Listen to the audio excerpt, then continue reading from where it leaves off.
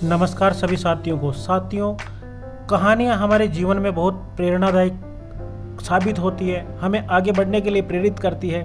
तो आपसे अनुरोध है कि आप बिना स्किप किए इस कहानी को पूरी ध्यान से सुनिएगा। कहानी है, एक राजा था जो अपने राज्य से किसी दूसरे राज्य की तरफ जा रहा था और वो रास्ता उसको नदी से पार करना पड़ता था। नदी से गुजरने के बाद जैसे ही जंगल आता था, उस जंगल से उसको पैदल जाना पड़ता था।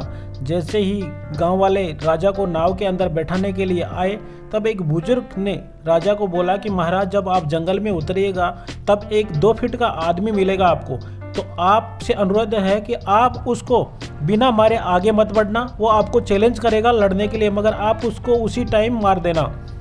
अब राजा निकला, जैसे ही उतरा और जंगल की तरफ बढ़ा तो देखा कि वो 2 फीट का आदमी उस बुजुर्ग की बात के अनुसार राजा को मिल गया।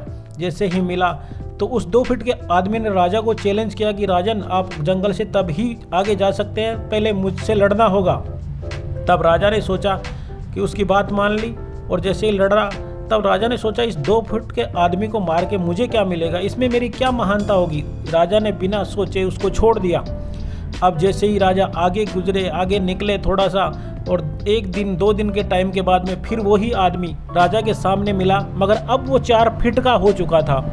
तो राजा को थोड़ा आश्चर्य हुआ कि मैं तो इसको छोड़ के आ गया था, अब ये इतना बड़ा कैसे हो गया।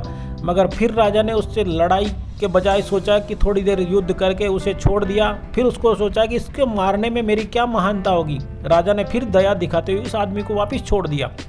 अब जैसे ही 3 या 4 दिन के टाइम के बाद में जैसे ही राजा जंगल से जा रहा, वो आदमी अब आगे राजा के सामने खड़ा हो गया।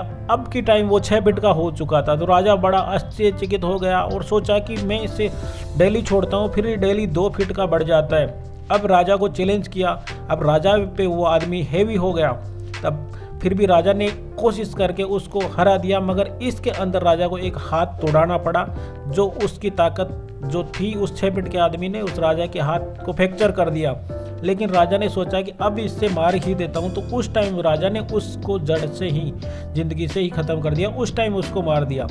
तो दोस्तों, जब आपको कोई भी व्यक्ति बोलता है कि कोई बुराई आपके अंदर आती है, तो आप उसे आते ही मिटा देते हो, तो वो आप पे हैवी नहीं होती और आप उस बुराई की जड़ें इतनी मजबूत कर लेती है आपके अंदर, तो आप उसको हटाते हो तो आपको वो नुकसान पहुंचाती है। जिस प्रकार से राजा को बोला गया था कि जंगल में एक छोटा सा आदमी मिलेगा, आप उसे 2 फीट के आदमी को हरा के ही आगे बढ़ना है।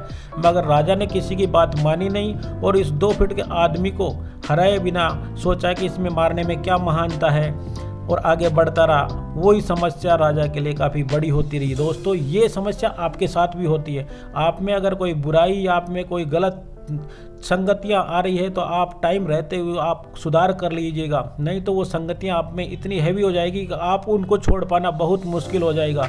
दोस्तों, ये कहानियां हमें प्रेरित करती हैं कि हम अपने लक्ष्य के प्रति लगे, नहीं कि हम आलतू फालतू की बातों में अपना टाइम खराब करें।